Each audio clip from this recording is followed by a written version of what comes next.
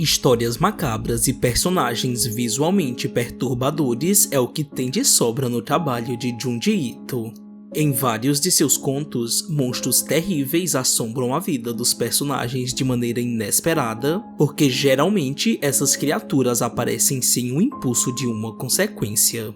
E é exatamente isso que deixa tudo ainda mais apavorante, porque ninguém nos universos criados por Ito está a salvo de um dia encontrar pelo caminho um monstro assustador que vai persegui-lo de um jeito bem único, ou uma maldição misteriosa que pode torná-los parte do conjunto dessas figuras bizarras. Já falamos sobre Tomie, Fuchi, Binzo e alguns outros monstros. Mas como ainda há mais para citarmos, trouxemos para vocês a parte 2 do top 10 de criaturas perturbadoras criadas por Junji Ito. Essa criatura aparece no conto Sozinha com Você e é sem dúvidas uma das mais assustadoras. Suas características não são tão exageradas. Porém, a forma como ela aparece na história consegue facilmente nos fazer sentir aquele leve desconforto de será que estou realmente sozinho? Apesar de não ser um perigo para os personagens, pois essa é a aparição de uma mãe que tirou a própria vida ateando fogo no corpo, se imagine nessa exata situação. Você é uma criança que está sendo constantemente visitada por um cadáver carbonizado que te toca enquanto você dorme. É exatamente isso que acontece. O espírito surge das sombras para visitar a filha que não sabe que ela morreu, mas ainda que não tenha a intenção de feri-la, a criança se vê aterrorizada com essa aparição. Mimi, a protagonista da história, se vê no caminho desse fantasma assustador que às vezes aparece como uma sombra que suja tudo com suas cinzas, ora em carne e osso andando com dificuldade por conta de seu estado terrível. Depois que um estranho fenômeno mundial começou a acontecer no conto O Funeral da Boneca do Inferno, transformando de forma misteriosa 30% das crianças em bonecos, os pais começaram a queimá-los porque a transformação paralisava seus corpos, substituindo feições humanas e composição para dar lugar à estrutura do objeto. Ou seja, essa era uma forma misericordiosa de dar fim a esse destino. Mas o que aconteceria se alguém decidisse não queimar o seu filho transformado? Bom, isso aconteceu com Mary, que aos poucos se tornou um objeto e uma coisa terrivelmente pior quando seus pais decidiram mantê-la em seu novo estado. O seu processo de transformação não teve fim e a cada dia ela ficava mais assustadora. Se antes a sua imagem causava dor para os pais, agora ela trazia um medo inimaginável. Mary se tornou um monstro horrível, mas o pior de tudo é que a sua transformação incansável poderia levá-la a um horror ainda maior do que aquilo que já era considerado o ápice da monstruosidade. A coisa que encalhou na praia apresenta um estranho monstro marinho que poderia ser apenas um simples animal que ainda não tinha sido descoberto pela ciência. Um dia, as pessoas se juntaram para testemunharem a aparição de uma enorme criatura que tinha saído das profundezas e encalhado na areia.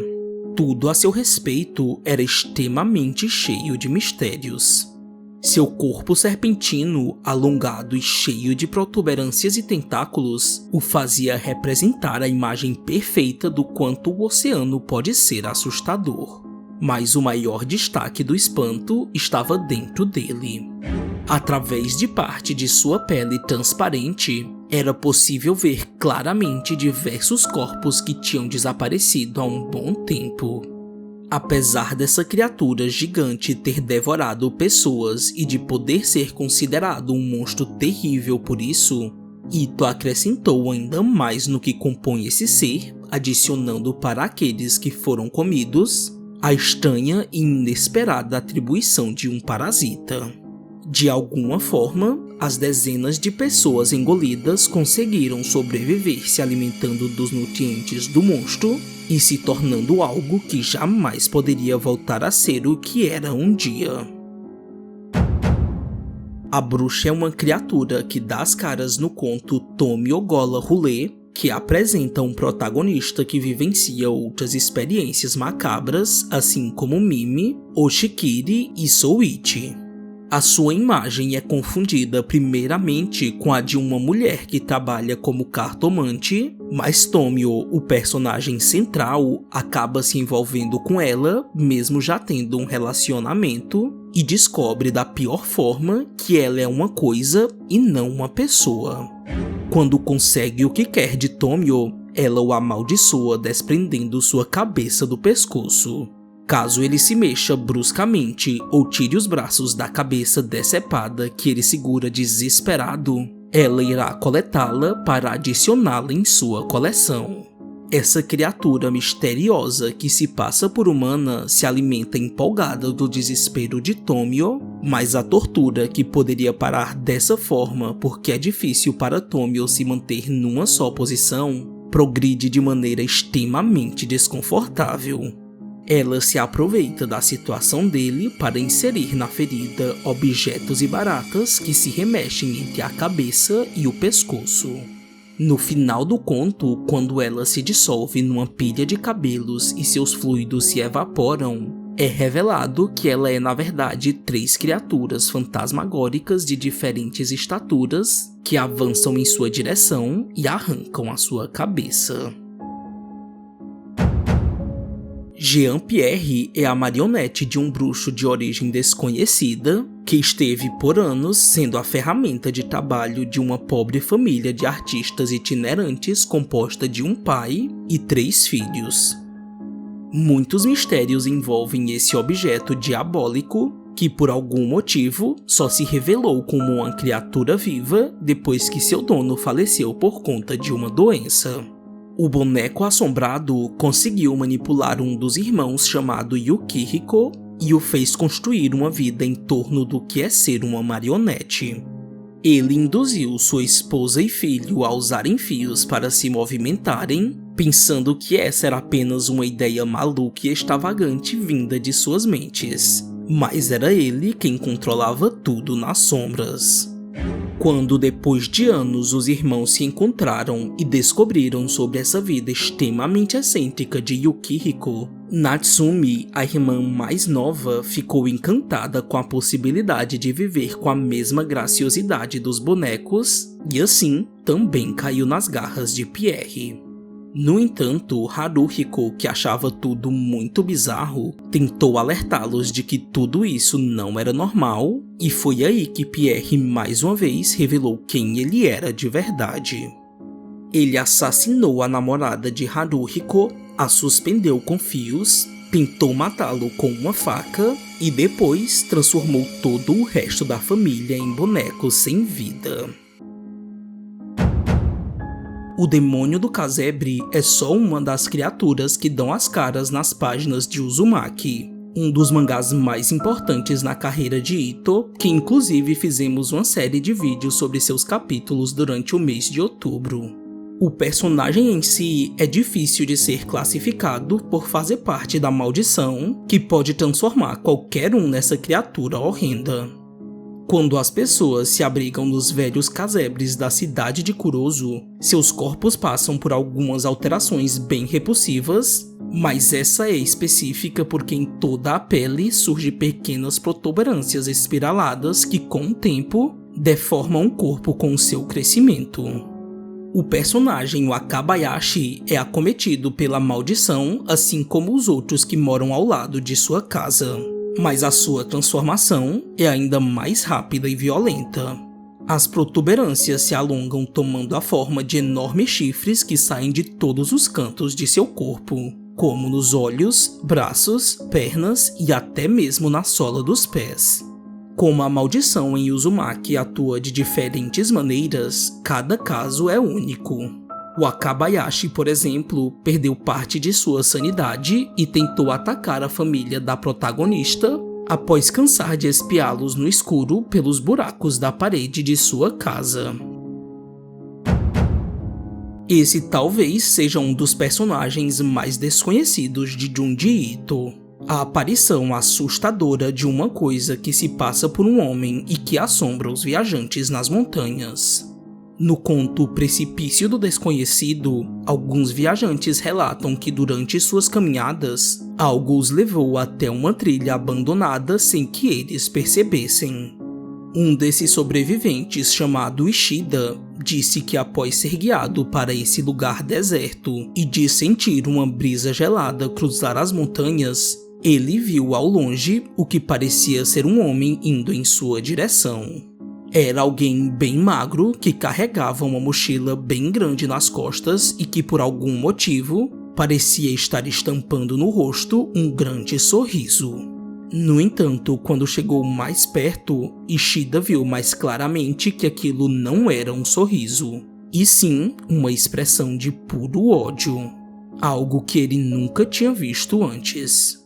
A coisa caminhou ainda mais rápido em sua direção e, por algum motivo, seus movimentos estavam fora de sintonia com seus passos. Não importava o menor passo que ele desse, ele chegava cada vez mais perto de Ishida, que, assombrado com o que viu, começou a correr e por muito pouco não foi pego. Outros não tiveram a mesma sorte e essa criatura levou pessoas assustadas direto para a morte, as fazendo cair dos precipícios. Os relatos de suas aparições se espalhavam de diferentes maneiras e ele interagia com as pessoas de diferentes formas. Um personagem chamado Tenno contou para Ishida que um dia, enquanto acampava durante a noite, a mesma criatura foi até a sua tenda e pressionou o rosto no tecido, que formou silhuetas assustadoras. A coisa do lado de fora estendia suas mãos para pegá-lo e tentava tocá-lo, encurralando por todos os lados. Depois de um tempo dessa forma, ele desapareceu tão misteriosamente quanto surgiu. Uma cópia de Yuji Hirano começou a atormentá-lo através de seus próprios sonhos. Essa criatura e versão de si mesmo conseguiu descobrir a existência do mundo fora da mente e começou a tentar de tudo para existir na realidade. Mas a forma como ele passou a fazer isso foi extremamente angustiante. O demônio do sono, ansioso para que Yuji dormisse, ficava a todo instante atento para o menor descuido. Mesmo que rapidamente, quando Yuji fechava os olhos de extremo cansaço e cochilava por alguns míseros minutos, a porta de seus olhos se ligava à realidade e a criatura dentro de sua mente tentava se projetar para fora, virando o corpo de Yuji do avesso. O corpo da criatura, sendo a sua cópia, era a forma invertida de sua parte que lutava para ficar acordado.